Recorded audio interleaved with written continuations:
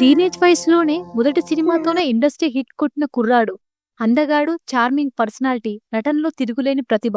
కానీ విధి ఆడే విచిత్రమైన ఆటలో గెలుపోటముల మధ్య ఊగిసలాడిన ఒక అరుదైన నటుడు.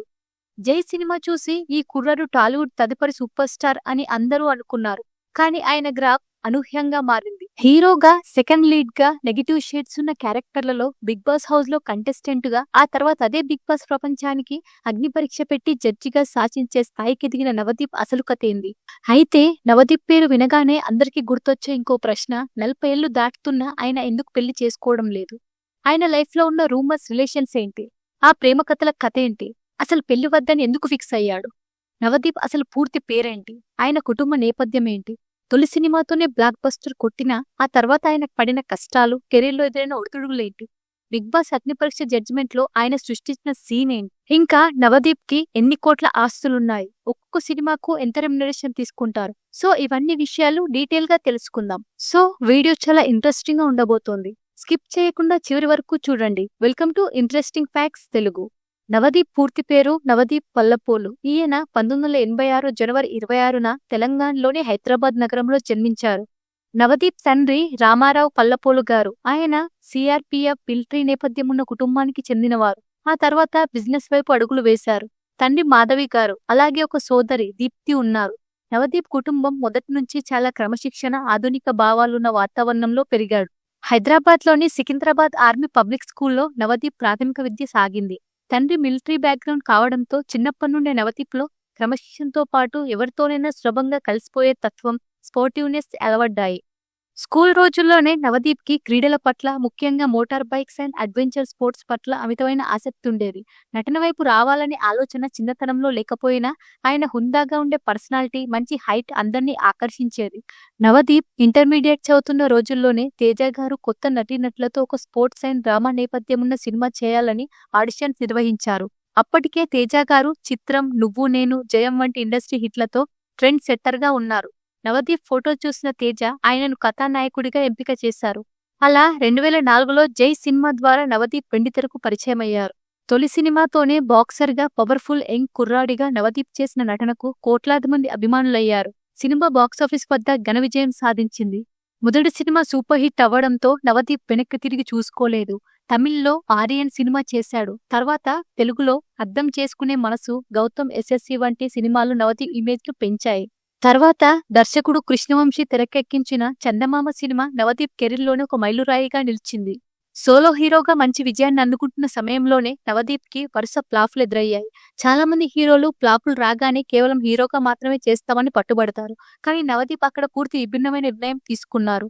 ఆయన దృష్టిలో నటన ముఖ్యమే తప్ప తాను హీరోనా కాదా అనేది కాదు. ఇంకా నెక్స్ట్ 2009లో అల్లు అర్జున్ సరసన సెకండ్ లీడ్ గా ఆర్యా 2లో నటించి విమర్శకుల ప్రశంసలు పొందాడు.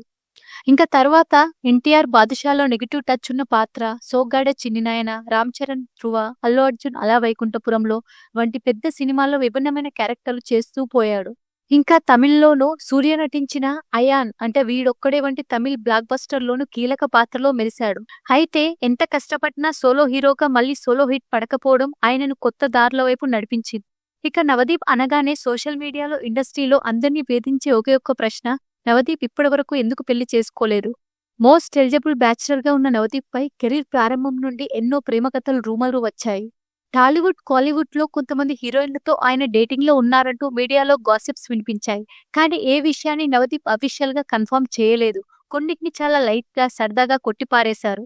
పెళ్లిపై ఆయన అభిప్రాయం, నాకు పెళ్లనే వ్యవస్థపై వ్యతిరేకత లేదు. కానీ నా లైఫ్ స్టైల్ ఒకరికి అలవాటు చేయడం లేదా వారి కోసం నేను మారడం చాలా కష్టం అని నవదీప్ పలు ఇంటర్వ్యూలో ఓపెన్ గా చెప్పారు. నవదీప్ కి ట్రావెలింగ్, బైక్ రైడింగ్, హిమాలయాలకు వెళ్లడం అంటే చాలా ఇష్టం. నాకు నా ఫ్రీడమ్ చాలా ముఖ్యం. పెళ్లి చేసుకుంటే ఇద్దరి బాధ్యత ఉంటుంది. ప్రస్తుతం నేనున్న మూడ్ కి సింగిల్ గా లైఫ్ ఎంజాయ్ చేయడమే ఇష్టం అంటూ నవదీప్ పెళ్లి ప్రశ్నలకు క్లారిటీ ఇచ్చాడు. ట్రోలర్స్ ఎప్పుడు పెళ్లి చేసుకుంటావని అడిగితే తనదైన శైలిలో పవర్ఫుల్ కౌంటర్లు ఇస్తూ కూల్ గా ముందుకు సాగిపోతున్నారు నవదీప్. నవదీప్ జీవితంలో బిగ్ బాస్ ఒక పెద్ద మైలురాయి. బిగ్ బాస్ తెలుగు సీజన్ 1లో వైల్డ్ కార్డ్ ఎంట్రీతో అడుగుపెట్టిన ఆయన తన real attitude and sense of humour తో రన్నర్ గా నిలిచారు. కానీ కథ అక్కడితో ఆగలేదు. ఆ బిగ్ బాస్ అనుభవంతోనే ఆయన మరింత ఎత్తుకెదిగారు. బిగ్ బాస్ హౌస్‌లోకి వెళ్లే కంటెస్టెంట్లను ఎంపిక చేసే ముందు వారిని పరీక్షించే బిగ్ బాస్ అగ్ని పరీక్ష షోకు నవదీప్ ముఖ్య జడ్జిగా, నిర్వాహకుడిగా వ్యవహరించడం టీవీ చరిత్రలోనే ఒక ట్రెండ్ సెట్టర్.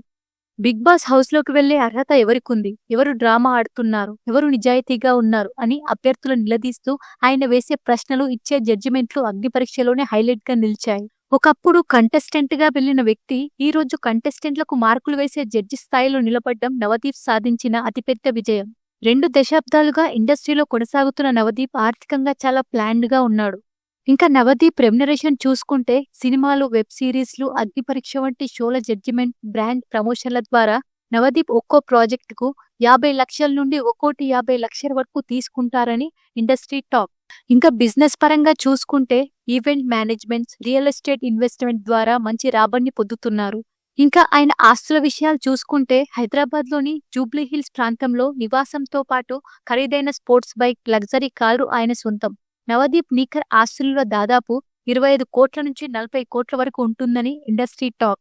డబ్బు కన్నా స్వేచ్ఛగా బతకడం, అడ్వెంచర్ ట్రావెల్స్ చేయడం, ఫ్రెండ్స్తో లైఫ్ ఎంజాయ్ చేయడమే ఆయన లైఫ్ స్టైల్.